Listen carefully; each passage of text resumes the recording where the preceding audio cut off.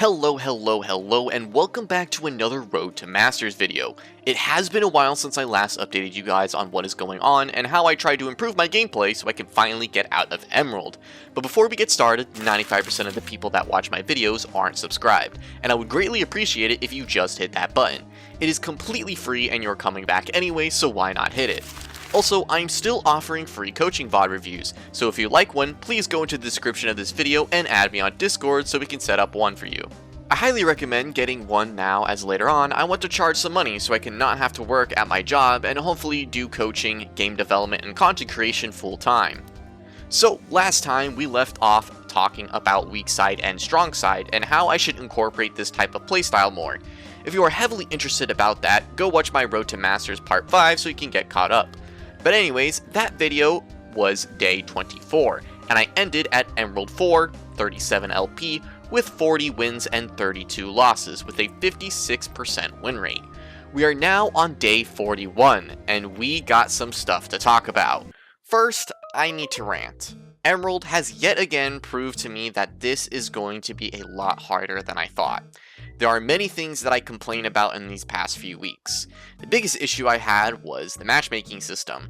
Riot has done their best, I hope, to make a good and balanced matchmaking system when it puts teams together, but I really wish they can change something about their evaluation to stop the major losses that I get just because of some reasons I try to cope with. This is all still copium, but I want to rant about it so bad. Multiple games on multiple days. There are games where the enemy is a full-on role team and some of them are playing their one-trick champions. And then for some reason, my team consists of almost every single one of my teammates being off-role from champions they don't have any mastery with. It gets me so frustrated because, yeah, duh, if someone is off-role in any lane, they will most likely get stomped because this is Emerald. This isn't a rank where you can play for fun and pick a role you want. People actually kind of know what they are doing and will punish less experienced players that are on that role. I wish there was a way where we could split every role into a different rank, but that idea has already been tried by Riot and it just doesn't work. It makes queue times longer, and if someone still got the secondary role they don't care about, they can just int and move on to the next game as it doesn't affect their main rank. But it's like, of course my top laner, who is a support main, is most likely going to lose against the one-trick Rengar top player, and there is nothing I can do about it. But that is just the nature of the game, and it's really not worth staying on this topic, so let's move on to talk about what I have done to make my climb better. One thing I haven't really worked that much on with Bel'Veth is her optimization of her items and runes based on the team I am versing and the playstyle I like. I usually always run Kraken Slayer as my first buy no matter what, and either buy Wit's End or Stridebreaker as my second. But I wanted to see if I'm doing something wrong with this, and I looked into watching some high elo Bel'Veth player games and also to see what items some of these players like to build. Also runes. The only 2-second trees I took at first was either Domination or Resolve, but many of these players took Inspiration and also swapped Coup de Grace for Last Stand. I also found that many of these players liked Blade of the Ruin King or build Stridebreaker first. I have tried building Blade of the Ruin King before as my first item, but honestly I built it in a game where I shouldn't have built it. I wanted to learn why, and when researching and going into the practice tool to test out the items in different contexts, I found that both items do around the same DPS when the enemy has lower armor values like 50, but the more armor I put on the target, the more Blade of the Ruin King starts to fall off.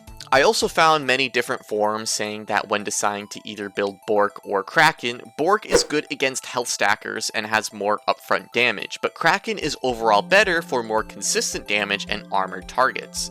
Each one of these items has upsides for your first item. Bork means that you don't have to build Stridebreaker, as after your third attack against an enemy, they will be slowed, and it also has lifesteal, which overall gives you more tankiness. Kraken is an overall really good consistent damaging item, and will always do the most on all healths and characters no matter how much armor they have. This also made me think about maybe swapping out Stridebreaker for Bork in some games, and I gave the Inspiration tree a try. So after a few games, what did I think about these items and runes?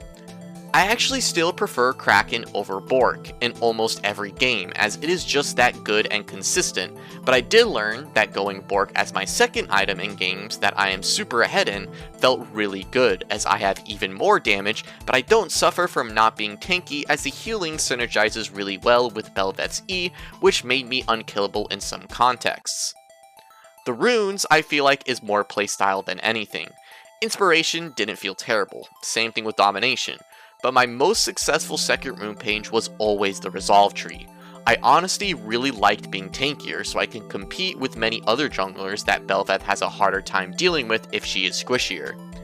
I also keep thinking about Last Stand, and every single time I feel like Coup de Grace is always better, and here's my thought process. First, how do these two runes even work? Coup de Grace gives you 8% bonus damage to targets that are below 40% health. Last Stand gives you 5 to 11% bonus damage to targets when you are below 60% HP, reaching the max bonus damage when you are at or below 30% HP. In most situations, Coup de Grace is better, as no matter what, you will always be doing bonus damage to enemies that are 40% health, which is usually the time where you would be using Bel'Veth's E, and in order for Last Stand to even start, you have to be 60% health, and to match the bonus damage of Coup de Grace, you need to be at most 45% HP. Yes, I could see Last Stand being better in situations where it helped you kill an enemy as you were low enough and did more bonus damage, or it got you to win a 1v1 as the last bit of extra damage made you win. But I like consistency, and Coup de Grace is just so much more consistent when it comes to its damage. So watching high-ranked Bel'Veth players and itemization research has shown me that Bork is a good option sometimes, but overall I really like consistency and also tankiness, so Kraken and Stridebreaker will usually always be my 1 and 2. If I don't need the slow from Stridebreaker, I can build a more defensive item like Death's Dance or Wit's End.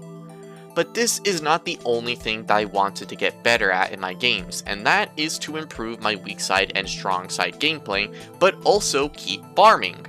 Weak side and strong side gave me a good base of how I want to play the game. Always farm weak side as fast as possible, support my strong side and skip camps if needed, and reset once my weak side camps are coming back, even if I didn't finish clearing my strong side.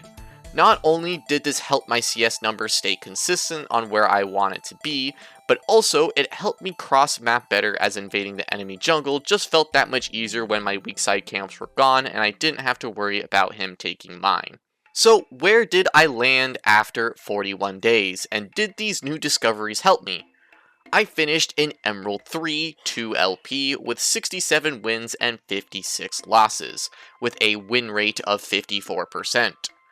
Overall, I think it was a success, even though my win rate has dropped, but it was actually a lot lower because I started making these discoveries, and before the last loss I took on the last day, I was actually at 55%, so not too shabby. Anyways, thank you so much for watching. If you enjoyed it, please consider leaving a like and subscribing. I hope this video can help you realize that consistency of trying to get better is the only way you will.